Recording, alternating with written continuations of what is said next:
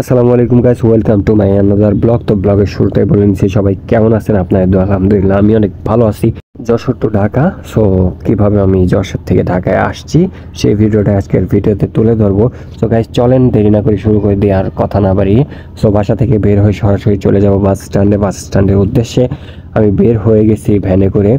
So যেহেতু এদিকে রিক্সা চলাফেরা করে না, এই কারণে আমরা ভ্যানেই চলাফেরা করে থাকি। সো ভ্যানে করে চলে আসছি আমাদের স্ট্যান্ডে, যে স্ট্যান্ড থেকেই আর কি আমি ঢাকার উদ্দেশ্যে রওনা হব, যেখানে বাস স্ট্যান্ড সেখানে টিকিট কাউন্টার থেকে টিকিটটা কেটে নিছি আগে। সো আমাকে ফোন দিয়ে বলা হয়েছে যে আমি লেট করে ফেলছি। আমাকে আসতে বলা হয়েছিল যে 15 মিনিট আগে, আমি 15 মিনিট পরে লেট করে ফেলছি। এই কারণে আমাকে ফোন দিয়ে বলা হয়েছে যে বাস চলে আসছে, এই কারণে একটু তাড়াতাড়ি যাইতেছিলাম। সো ভ্যানওয়ালাকে বললাম যে একটু তাড়াতাড়ি যাইতে, তো চলে যাইতেছিলাম একটু তাড়াতাড়ি। মাথায় টেনশন ছিল যে বাস ছেড়ে দেবে না কি। সো আসার পরে দেখতে পেলাম বাস আসেনি, এই যে এখন আসলো বাস। সো আমি 5 মিনিট আগেই চলে আসছি। সো বাস আসার পরে আমি আমার সাথে যেগুলো নিয়ে যাব সেইগুলাই আর কি এটাকে কি বলে বক্সে করে দিয়ে দিচ্ছে। সো আমার সাথে 2টা বস্তা ছিল, অনেক বড় বড় গাইস, অনেক কিছুই দেওয়া হয়েছিল, যেহেতু গ্রামে আসলে অনেক কিছু নিয়ে যাইতে হয়। যারা যারা গ্রামে আসেন তারা তো জানেনই, গ্রামে আসাটা আসলে একটা মজার বিষয়। যারা গ্রামে থাকে তারা তো জানে গ্রামের ওয়েদারটা কত সুন্দর, কত মজার। সো গাইস যেহেতু গ্রামাঞ্চলের ভিউটা নিচ্ছিলাম, তো আশেপাশে দেখতেছিলাম, বাইরে অনেক সুন্দর সুন্দর জায়গা ছিল, যেহেতু গ্রামাঞ্চল। আর গ্রামাঞ্চলের সব জায়গাগুলোই সুন্দর হয়ে থাকে, যেহেতু খোলামেলা থাকে। সো বাড়িঘর একটু পরপরই থাকে। সো একটু টেনশনে ছিলাম যে আসলে বারবার বাসটা দাঁড়াইতেছিল, যে লোকাল বাসের চেয়েও অদম হয়ে দাঁড়াইছিল যে বাসে আমি উঠছিলাম। সো এখানে চেকপোস্ট ছিল, চেকপোস্ট থেকে চেক করার পরে আমাদের আবার ছেড়ে দেওয়া হয়েছে। সো যে বাসে আমি উঠছিলাম সে বাসটা আসলে এমন ছিল যে বিভিন্ন জায়গায় দাঁড়াইতেছিল গাইস, লোকাল বাসের চেয়েও আর কি। লোকাল বাস তো দাঁড়াইলেও বেশি সময় নেয় না, আর এই বাসটা প্রায় 10 থেকে 15 30 মিনিট, আধা ঘন্টার মতো একটা জায়গায় দাঁড়ায় স্থির হয়ে থাকতো। যেহেতু যাত্রী কম ছিল, ফাঁকা ছিল, এই কারণে যাত্রী নেওয়ার জন্য তারা ওয়েট করতেছিল অনেকটা সময়। সো আমি একটু মাথায় প্যারা নিয়েই বসেছিলাম, যেহেতু একা একা যাইতেছি আর সাথে কেউ ছিল না গাইস। পাশের জায়গাটা ফাঁকা ছিল, সো পাশের জায়গাটায় কে বসবে সেটা নিয়ে একটু কনফিউশন ছিলাম।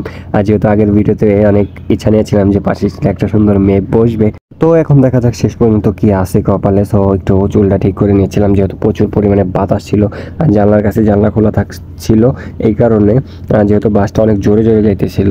আর বাস সচরাচর জোরেই যায়, যেহেতু লোকাল বাস না আর কি, পরিবহন যেটাকে বলে সরাসরি লেনে চলাফেরা করে সেগুলো বাস। তো অলরেডি দেখতে দেখতে আমি চলে আসছি আমাদের Jessore new market. Jessore new মার্কেটটা আসলে সবাই চিনে থাকে। যশোর নিউ মার্কেটের আশেপাশে সব কিছু A to Z সব কিছু যশোর নিউ মার্কেটের পাশেই।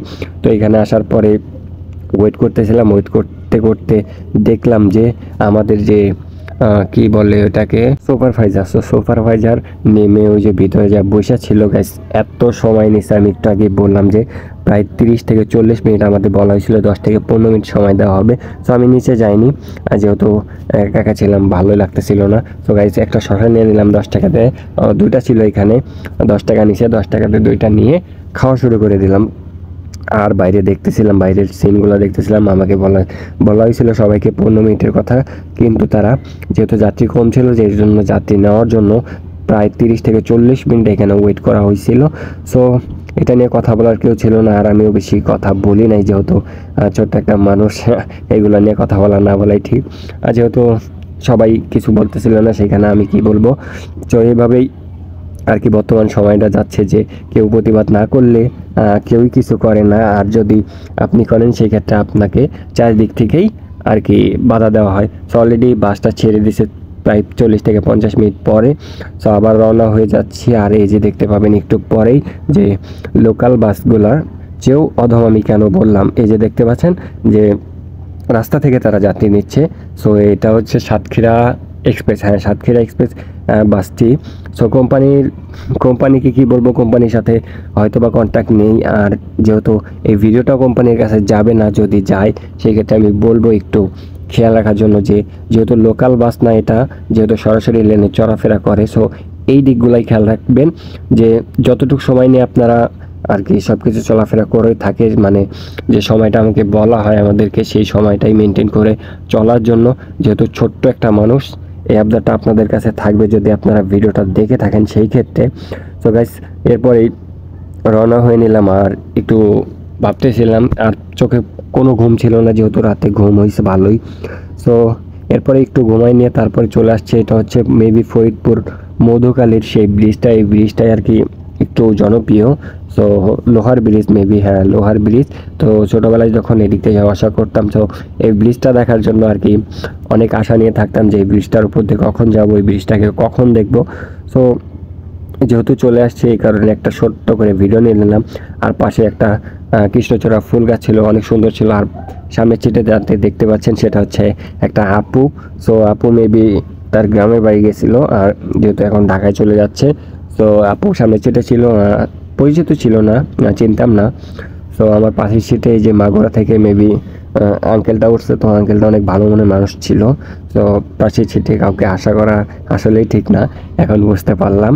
সো আঙ্কেলটার সাথে একটু গল্প করলাম, গল্প করার পরই আর কি চলে যাচ্ছিলাম। সো অলরেডি চলে আসছে আমি ফেরিঘাটে।